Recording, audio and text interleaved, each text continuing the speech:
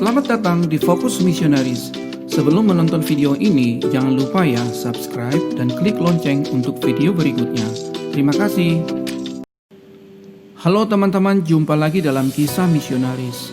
Kali ini kita akan belajar dari kisah sejarah datangnya Injil di Sulawesi Utara, tepatnya di Minahasa, Manado.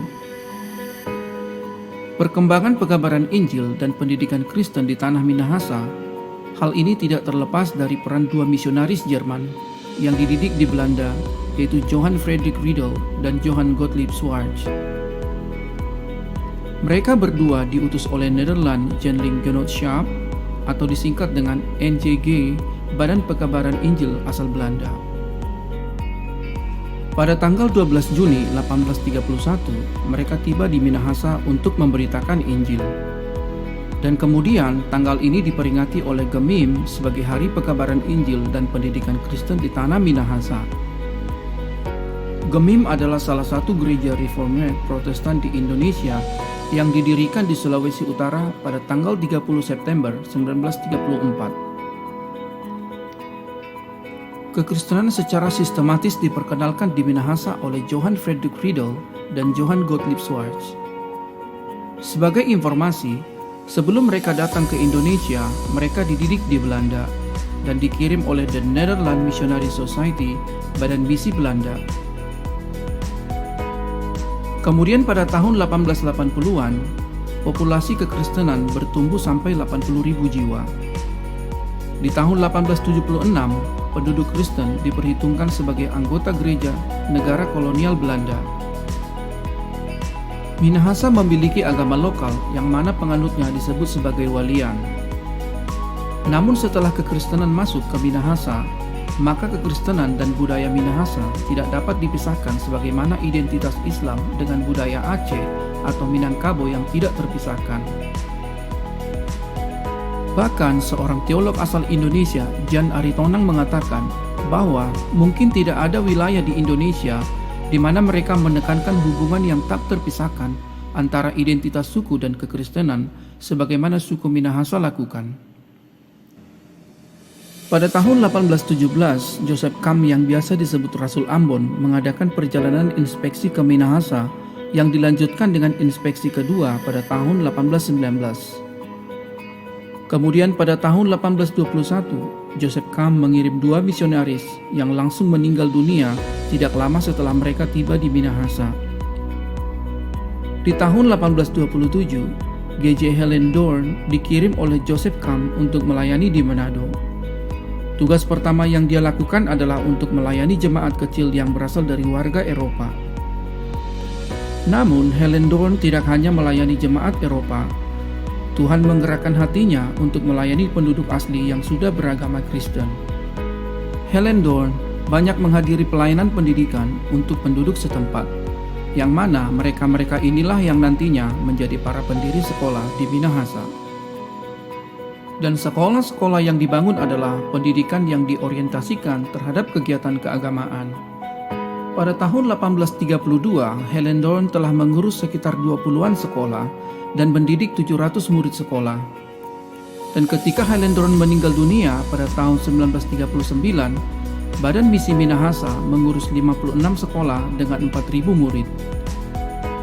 Selama hidupnya, pelayanan Hellendoorn lebih menggunakan jalur pemuritan ketimbang pembaptisan Kristen. Meskipun Hellendoorn lebih terfokus untuk melayani di wilayah Manado, dia mendesak jikalau Joseph Kam mengirimkan misionaris lagi, dan seharusnya misionaris tersebut lebih terfokus kepada wilayah-wilayah yang belum terjangkau di pedalaman Minahasa.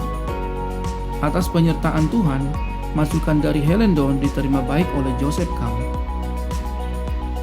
Pada tahun 1831, Joseph Kam mengirim dua misionaris asal Jerman yang bernama Johann Friedrich Riedel yang memulai pelayanan di daerah Tondano.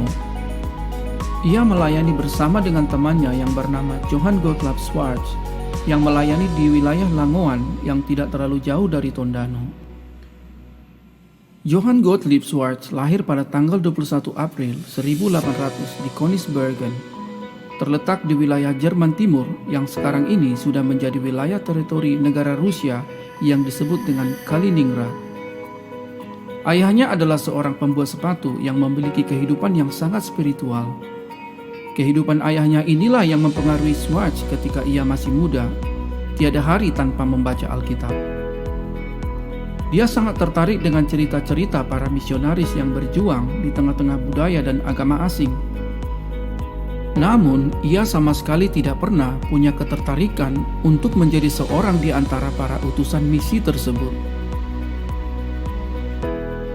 Pada tahun 1821, dia mendengar informasi tentang pembukaan Zending Institute yang siap untuk mendidik para penginjil di kota Berlin. Swartz mulai berhasrat untuk menjadi seorang utusan pekabaran Injil. Ternyata hasrat tersebut merupakan jawaban doa dari para orang tua yang memohon agar anak mereka dipakai oleh Tuhan. Kemudian pada tanggal 31 Agustus 1821, Swartz tiba di Berlin. Sambil menunggu Zending Institute yang dibuka pada 1 Mei 1822, dia bekerja sebagai pembuat sepatu. Disinilah dia bertemu dengan Johann Friedrich Riedel yang akan menjadi teman seperjuangannya di tanah Minahasa. Mereka berdua belajar ilmu eksakta, bahasa Inggris, bahasa Latin, Yunani, Ibrani, dogmatika, homiletika, musik, melukis, pastoral praktis, bahkan belajar memasak.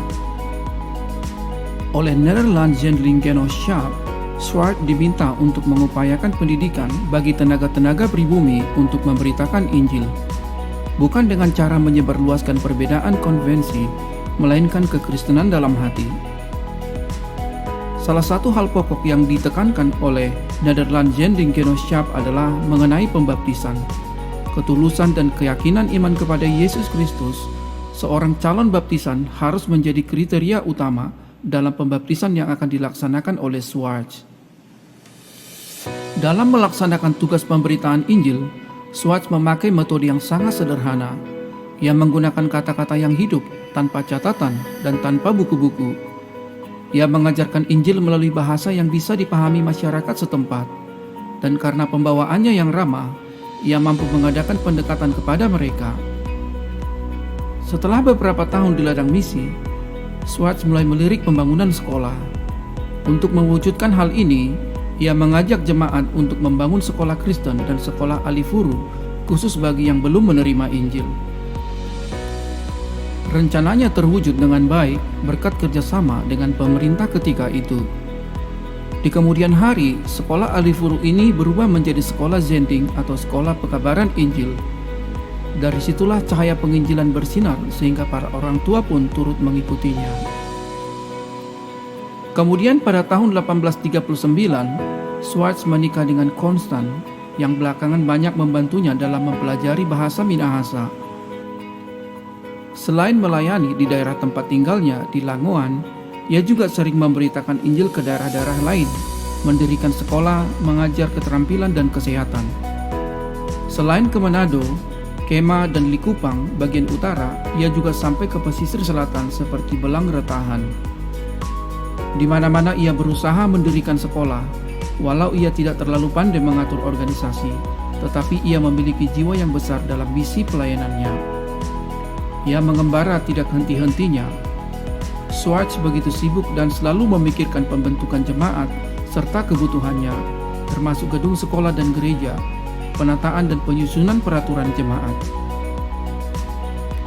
Swartz dan Riedel adalah dua pelopor yang meletakkan dasar yang cukup kuat bagi jemaat-jemaat di Minahasa. Dalam 10 tahun pertama pelayanan mereka, Riedel lebih berhasil dalam jumlah membaptis orang. Namun dalam mendirikan jemaat dan sekolah, termasuk luasnya wilayah pelayanan, Swartz jauh lebih melebihi Riedel. Inilah hal yang paling menonjol dalam pelayanan Swartz.